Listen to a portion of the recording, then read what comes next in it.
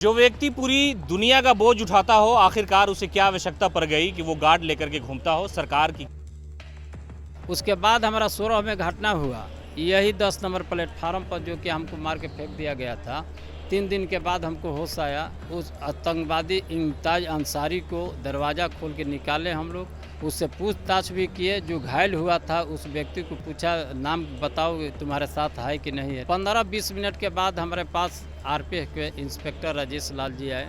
इम्तियाज अंसारी के पास 3 शक्तिशाली बम था, जो डिस्पोजल 12 बजे रात में दिल्ली से बम दस्ता आया तो 12 बजे रात में डिस्पोजल हुआ। जो व्यक्ति पूरी दुनिया का बोझ उठाता हो, आखिरकार उसे क्या आवश्यकता पड़ गई कि वो गार्ड लेकर के घूमता हो। सरकार की क्या निगाह रही होगी, प्रशासन ने किस तरह से इनकी जान की सुरक्षा की होगी, क्या कुछ मामला है। इसलिए कि इस वक्त पूरे भारत में उस कुली की चर्चा हो रही है, जो कुली राहुल गांधी के साथ थे उसकी भी, लेकिन राजधानी पटना के उस कुली की भी चर्चा है जो दिन भर लोगों का बोझ उठाते हैं। लोग एक जगह से दूसरी जगह जब जाते हैं तो उनकी परेशानी में एक तरह से समझिए कि हनुमान बन के आते हैं। और आप की जो समस्याएं थी वो बाद में थी, पहले आप चर्चा में है। आपका नाम क्या हुआ और इस पेशे में कब से हैं आप? हमारा नाम धर्मनाथ यादव। 30-35 वर्ष हम लोग काम करते हो गया रेल में। हाँ, यहाँ पर अपना कुली के काम करके बाल बच्चा के अपन पालन पोषण किया हूँ। ये जो 2 गार्ड आपके साथ घूमते हैं, इसको लेकर लोग चर्चा कर रहे हैं धर्म जी कि 2 गार्ड की आवश्यकता आपको क्यों पड़ी और एक कुली गार्ड लेके क्यों घूमता है। 27 अक्टूबर 2013 पटना के गांधी मैदान में हुंकार रैली का प्रोग्राम था। उसमें प्रधानमंत्री नरेंद्र मोदी जी का आने का आगमन था। उस समय गुजरात के मुख्यमंत्री थे। यही जंक्शन पर 10 नंबर शौचालय में 9:30 बजे की घटना है। बम ब्लास्ट हुआ। हम इसी अपना कुली विश्राम गृह में बैठे हुए थे। जब बम ब्लास्ट हुआ तो यहाँ से निकल के हम शौचालय के गेट पर गया तो आदमी भाग भी रहा था, लेकिन वो एक दरवाज़ा खोला और बंद किया। हमको शंका हो गया कि इसमें है। तो इस समय एक सिपाही को भी हम बुलाया, अशोक कुमार मुखर्जी नाम था, और जाके दोनों आदमी साथ में उस आतंकवादी इम्तियाज अंसारी को दरवाज़ा खोल के निकाले हम लोग। उससे पूछताछ भी किए। जो घायल हुआ था उस व्यक्ति को पूछा, नाम बताओ तुम्हारे साथ है कि नहीं है, लेकिन वह हम उसे नहीं बताया। ये 15-20 मिनट के बाद हमारे पास आरपीएफ के इंस्पेक्टर राजेश लाल जी आए। उनके हाथ में मतलब एम्बुलेंस लाने का था, तो वह हम ही मुखर्जी जी को लाने के लिए विदा कर दिए। तो घायल आदमी को टेम्पू में हम लोग फिर टंगवा के उनको लदवा के छोड़ दिया। फिर यहाँ से अपना प्रशासन इम्तियाज अंसारी को अपना ले गया। उसके बाद फिर शाम को इम्तियाज अंसारी के पास 3 शक्तिशाली बम था, जो डिस्पोजल 12 बजे रात में दिल्ली से बम दस्ता आया तो 12 बजे रात में डिस्पोजल हुआ। अच्छा, उसके बाद आपकी ज़िंदगी में क्या बदलाव आया, धमकियाँ मिली, किस तरह से ये जो सिक्योरिटी आपको मिली उसकी कहानी बताइए। ये घटना हुई तो उसमें मैं गवाह भी हूँ, सिल्वर लिस्टर का मतलब गवाह भी हूँ।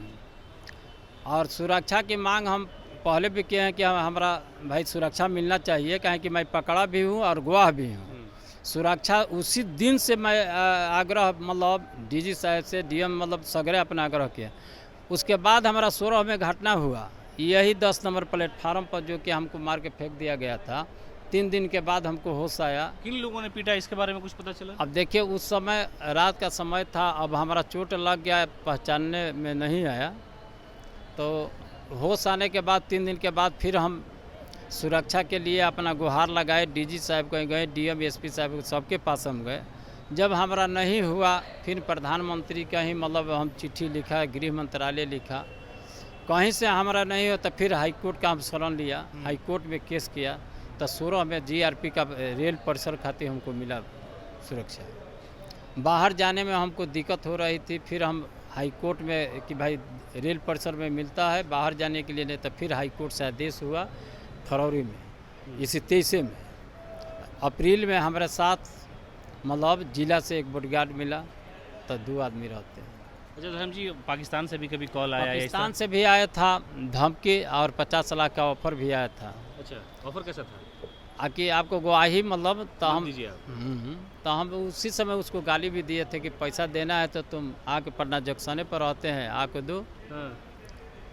तो फिर अपना कागज़ पत्र हम लिख पढ़ के अपना थाना डीजी डीएम जो भी कागज़ रिसीव कराना था हम सगरे कागज़ को रिसीव कराए। अच्छा धर्म जी, ये तो कहानी हुई, आपने देश के लोगों को की जान बचाई, एक आतंकवादी को आपने पकड़ लिया, पाकिस्तान से धमकियां आई, पैसे का लालच आया, ये गार्ड भी मिल गया, लेकिन अब आपकी क्या इच्छा है? कुछ ज़रूरतें होंगी, सरकार से कुछ मांगो, नहीं, कुछ अभी तो सरकार ज़हन में से होगा। हमारा मांग है कि अब प्रधानमंत्री से हमारा आग्रह है कि हमारा तो सुरक्षा दीदी को बॉडीगार्ड है तो इनको रहने के आवास चाहिए। काहे कि भाई हथियार का बात है, कुली विश्राम गृह में हथियार लेके नहीं रहता है, नहीं रह सकता। हाँ। काहे कि 10-20 आदमी 10-20 रहते लोग आते हैं। जाते हैं। तो हमको आवास चाहिए और एक लड़का को नौकरी दिया जाए और राष्ट्रपति गारंटी अवार्ड हमको मिलना चाहिए। हम कहें कि देश के लिए प्रधानमंत्री को जान बचाए हैं बिल्कुल। तब प्रधानमंत्री से आग्रह करेंगे कि राष्ट्रपति पुरस्कार हमको मिलना चाहिए। ये आप आग्रह कर रहे हैं। अच्छा, पिछले चुनाव का मामला था, अब एक वक्त भी बीत गया, फिर रैली होने वाली है, फिर रैली होगी 2024 में, और फिर धर्म जी वहीं पर हैं। देखिए, हम लोग जंक्शन छोड़कर कहाँ जाना, यहाँ तो गंगा का धार है, घाट है, तो यहाँ पर तो हर किस्म के आदमी आते जाते रहते हैं। इसी में अपना पलक रखना है कि कौन किधर जा रहा है, तो उसी में पहचान करके अपना इज्जत भी बचाना है।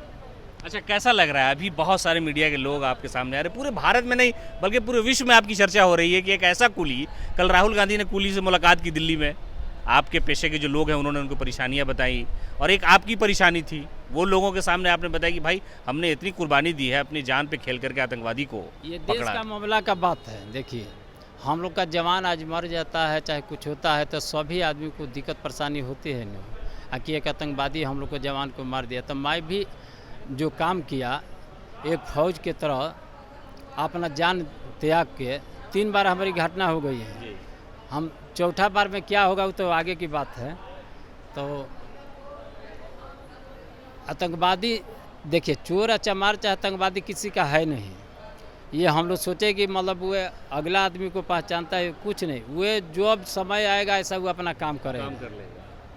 तो ये कहानी धर्म जी की है, इन्होंने जो साहस दिखाया, जो बहादुरी दिखाई, उस बहादुरी के बदले में एक छोटी सी चीज़ इनकी मांग, इनकी इच्छा है कि बेटे को एक नौकरी मिल जाए। ये सबसे बड़ा मसला होता है परिवार, कोई भी पिता चाहता है कि अगर हमारी जान भी चली जाए तो बच्चे खुश रहें, ये हर पिता की इच्छा होती है। इन्होंने भारत के लोगों की और बिहार के लोगों की जो सुरक्षा की, एक तरह से समझिए कि एक व्यक्ति जो रोज़ मतलब हज़ारों किलो उठाता हो, लोगों को एक जगह से दूसरी जगह ले जाने में जो सहायता होती है वो करता हो, और कुली की जो वर्दी होती है वो पहचान आपको उस वक्त मिलती है जब आपका बैग वो लेने की कोशिश करेगा और बताएगा, फिर 10, 20, 30 रुपये आप देंगे। लेकिन जो हिम्मत और हौसला था प्रधानमंत्री मोदी की, जब रैली यहाँ होने वाली थी उस वक्त प्रधानमंत्री नहीं थे, बम ब्लास्ट हुआ और पूरा भारत एक तरह से दहल गया, और पटना की जो चर्चाएं वो होने लगी, उसमें धर्म जी ने जो अपना धर्म निभाया उसको लेकर के सब लोग खुश हैं। और ये कहानी जो है लोगों तक आज पहुँचाई जा रही है। इनका कहना है कि राष्ट्रपति की तरफ से अवार्ड मिले, प्रधानमंत्री मिलने से भी इच्छा है आपकी? क्या एक बार हाँ, मुलाकात प्रधानमंत्री से हमको आग्रह है कि एक बार हमसे मिले?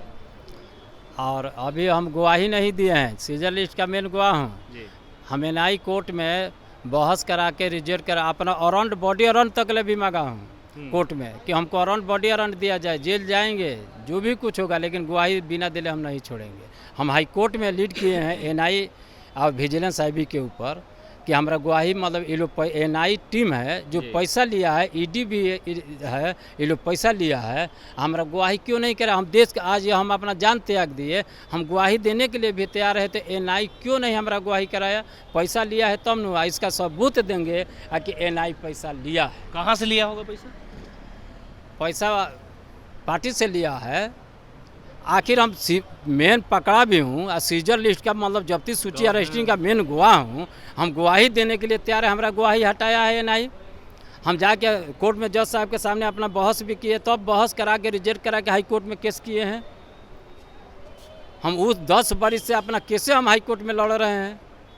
आज हाई कोर्ट हमको नहीं देता तो दोनों बॉडीगार्ड नहीं मिला रहता।